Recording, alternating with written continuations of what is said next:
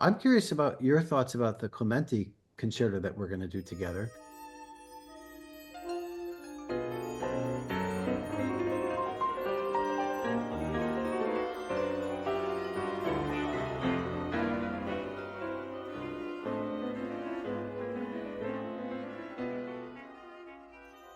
I'm very pleased to have a discussion right now with David Kaplan, a pianist and musician I've admired for a very long time for his playing and for his projects.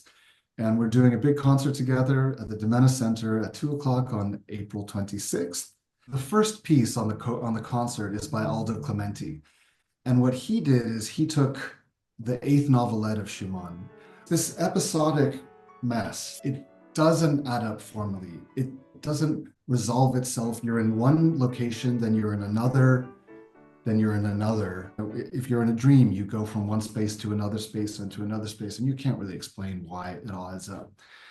And what Aldo Clementi did is he took that novelette and he created 4 stations of different trios of ensembles, and then a piano. And the piano is basically Schumann, and it's quotes from that eighth novelette. This is the concerto for the audience that's listening that David's going to play, by the way. The audience will be able to walk into the room and go to the different stations and almost become a little bit like Schumann, in that you're inhabiting this space, this three-dimensional psychological space, and you're going from one disparate object of intensity to another. It doesn't exactly have a form other than the form that you experience.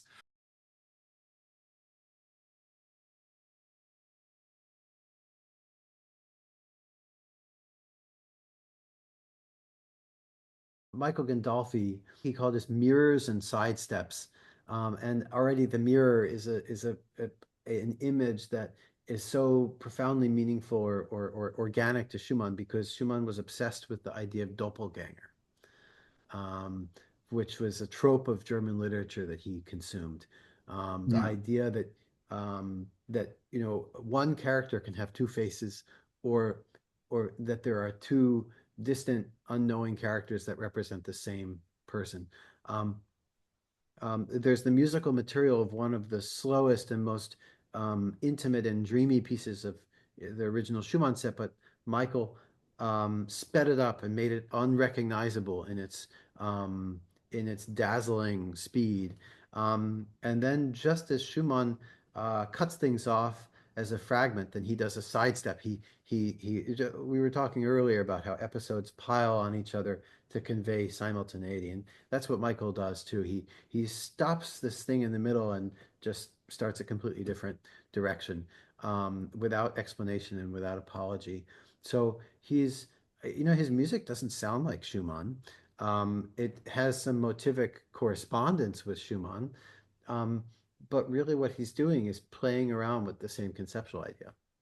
Yeah. Uh, Augusta Reed Thomas, in her piece Morse Code Fantasy, she's playing with the idea that obsessed Schumann of imbuing music with actual linguistic code. And Schumann used nothing more complicated than the note names. Um, for example, in German, then E flat, what we call E flat, is S, and that's a useful one for Schumann. Um, C and D and all these note names are of course also the components of words. So Schumann used that in order to generate motives that actually spell words or spell acronyms, right? And so Auguste Thomas glommed onto this preoccupation of Schumann and decided that she wanted to experiment with this very frenetic energy of the sound of Morse code,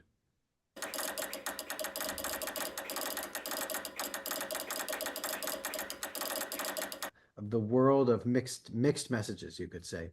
Mhm. Um, and she also engages with very little of the motivic content of Schumann. One very important motive, but um, that's not foregrounded. What's foregrounded is the contrast between opposing character elements in a very, again, episodic and irrational sounding way.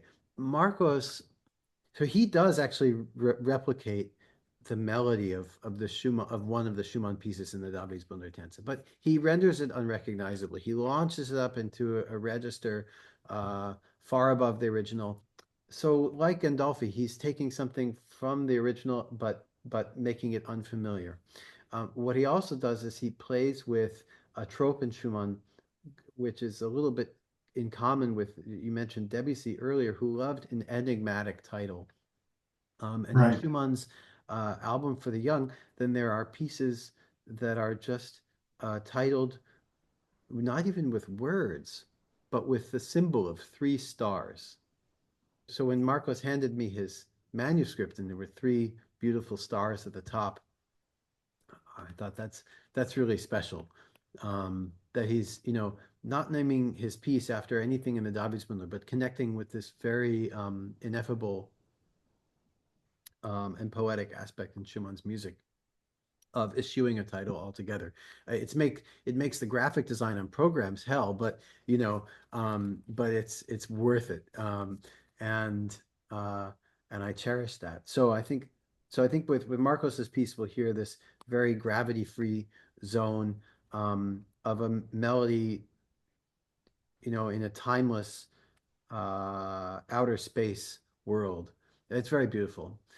Caroline focused on the obsessive quality in Schumann's music and kind of lightens that with um, the humor that suffuses so much of his music also. So we have her taking a motive and then repeating it down the circle of fifths in kind of cascades. So she takes this, very short little collection of intervals, uh, and just obsesses on it. Now Schumann did this all the time. We know that he could sit at the piano and play for hours and hours the same melody, Yeah. not sometimes not even altering it, just playing it, cycling it. Mm. That was an aspect of his character that represents sometimes in his music. Um, and Caroline sort of I want to say exaggerates this um, Mm. in a wonderful way. And then and it's the actual content of the music is funny, and her title is funny. I think she calls, or her performance instruction is funny. So often, and Schumann asks us to play with humor, mit Humor, and she says, um, what is it called? Mit Humor un poco LOL ma con serioso vibes.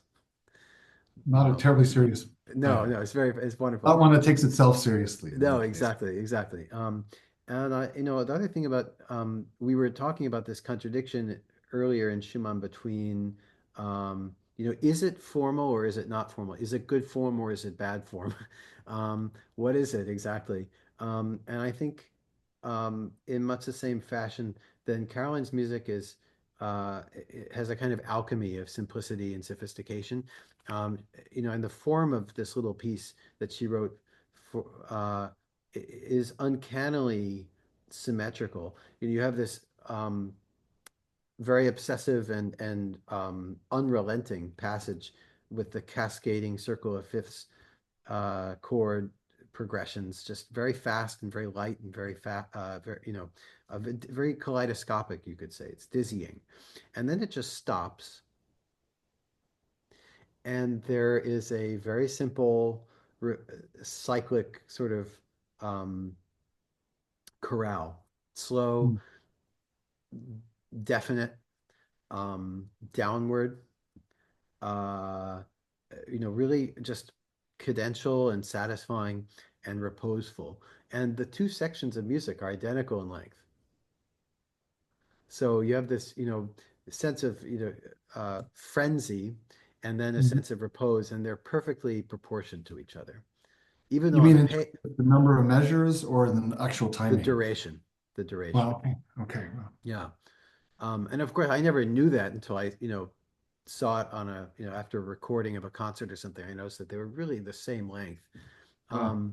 which speaks to, her sense of form and proportion.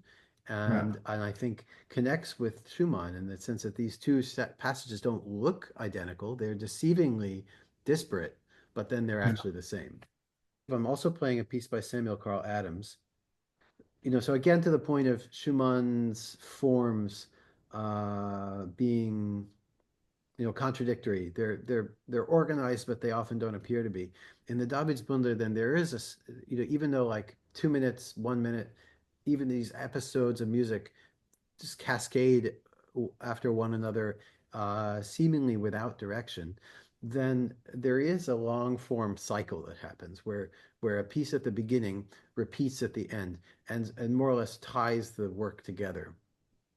And it's a beautiful piece. It's a yearning piece. It's one that that has that aspect you've described of being very inspiring, of being very emotionally vulnerable. In a way, I almost feel like we shouldn't say much about Tristan Muray's piece Mm, because Argento's audiences know his music very well. We've played many, many of his works and recorded many of his works. Um, and the Kinderszenen themselves, the scenes from childhood are very familiar. So I almost don't want to say much about them because it will have an element of surprise. The very fact that Tristan was doing these pieces and orchestrating them in this chamber music form is already something um, something I wouldn't have predicted 10 years ago when we were recording many of his other works. Um, it's worth it to say something about the Overture, Scherzo, and Finale, the actual Schumann work. We've talked about the intimate aspect of his music, the non-imperious aspects of his music, the aspects of his music that are um, very much at home with a small group of people. right. Like piano recital, like Lieder, and very much the opposite of what he was trying to do with the symphonies, which were large public pieces. But it was still Schumann. So, I mean, Right. his personality still came through.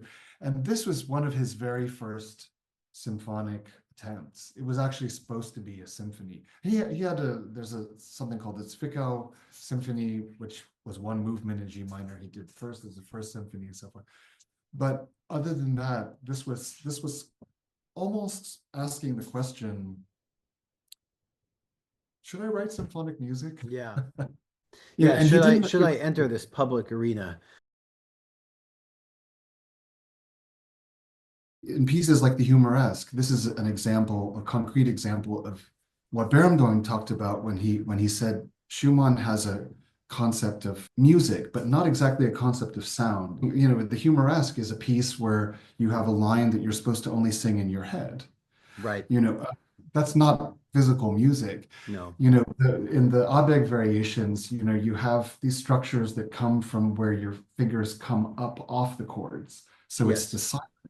Right. That's not technically The negation of sound. Yeah. That musician. sort of the And also in relief. Yeah. Carnival, you have these pieces with these, they're just, The sphinxes. It's just sort of just the no, the code for the piece is revealed at some point in the middle, um, by just spelling out the motives that undergird all the other works. Is this an element in the music that a listener should hear, and is it even an element of the music that the performer should audiate? Am I supposed to hear those printed pitches, or is there a third layer? Is there's the physicalization of the music, the audiation of it. Is there a third layer that's just the awareness and not the audiation?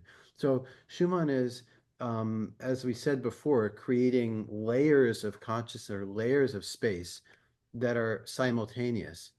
yeah, Um, that's something that really only the greatest, I mean, the best composers had tried to do, and I think Schumann did it more successfully, more he integrated that concept into his form. What Schumann was doing with his formal virtuosity was to map out simultaneity on linear timescale.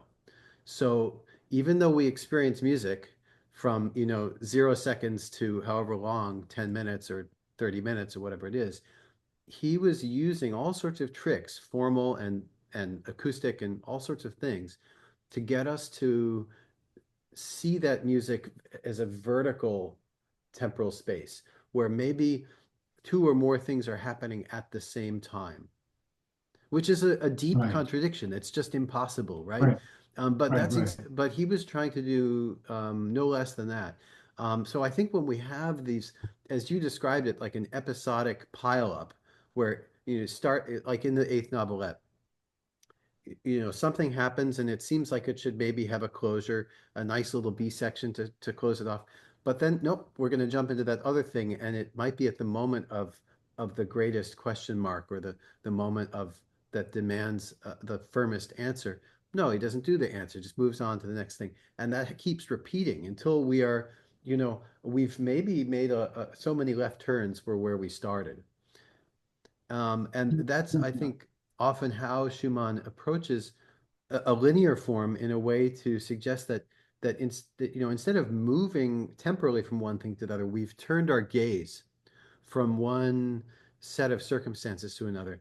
The Carnival is a piece that I've spent a lot of time with, and the Carnival is for me the best example of how Schumann literally is almost programmatically conflating together different spaces, different psychologies, different characters, um, and trying to map them out. Because the genre is a piano piece, its music is linear. Trying to map out all this three-dimensional simultaneity onto that linear scale.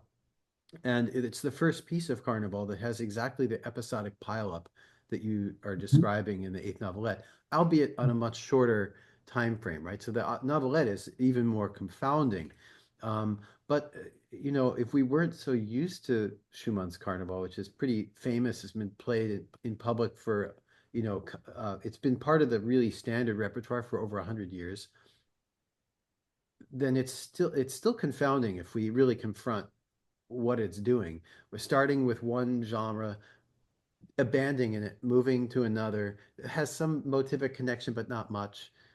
Yeah. Abandoning the genre, abandoning that genre, moving to something else.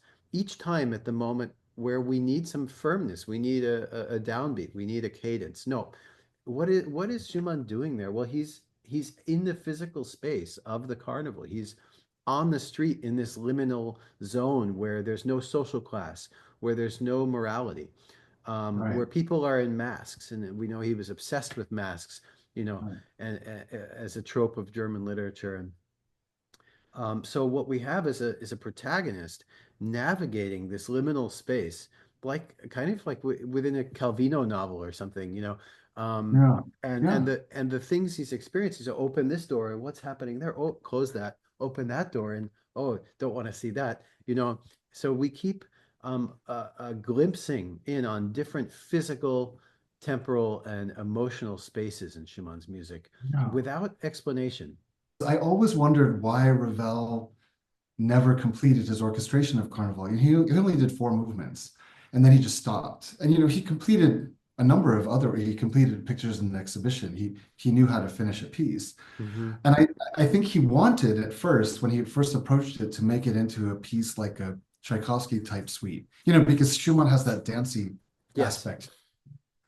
But I don't think he could. I think he realized it's intransigent. It's not letting me do what I want to make it That's into. right. That's right. No, And yeah. I think, Lachenmann said something really interesting when I was talking to him about Fernyhough, and he said, Fernyhough and I are so different because Fernyhough, music is a text.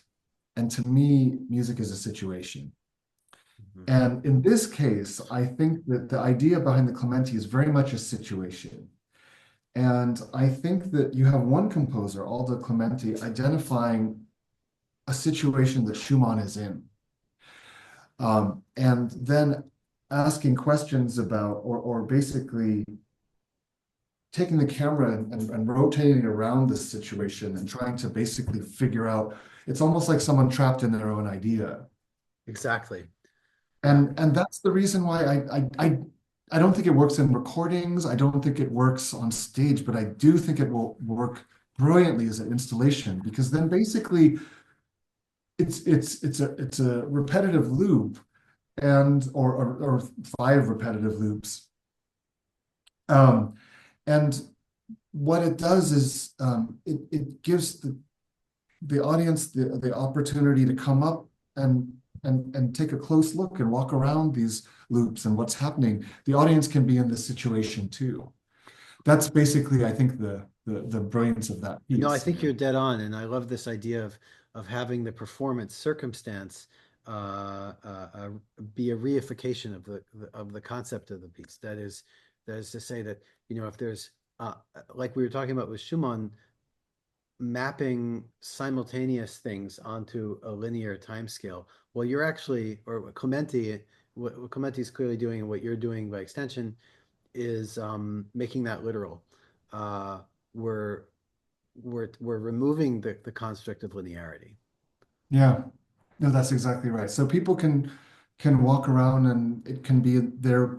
They can be in the beginning, the middle, or the end of the piece. Right. And of course, because we're in time, the piece will start. But actually, we're going to start playing the piece before the audience comes in, and then they can, as they come in, they can walk around and be in the situation. So wonderful. You know, the last piece in the set called Papillon by Yeah, Schumann is I guess just a great example of this, where of this simultaneity, where different aspects of the music seem to cross one another in the town square, you know, where you have dancing revelers, you have the Marseillaise type theme, the nationalist theme.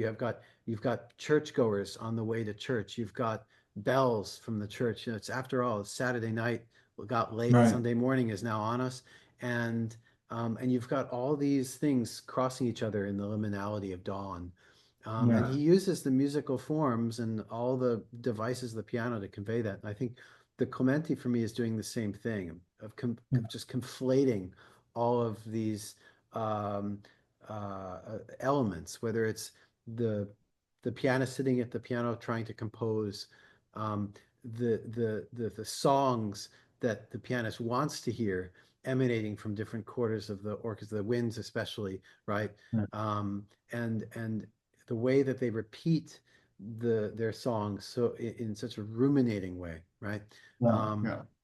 And then the different physical spaces of the players, the capacity to repeat the whole thing, and to have the listener discover the same object from different angles. It could not be more, even though it sounds nothing like Schumann, right? You know, there's no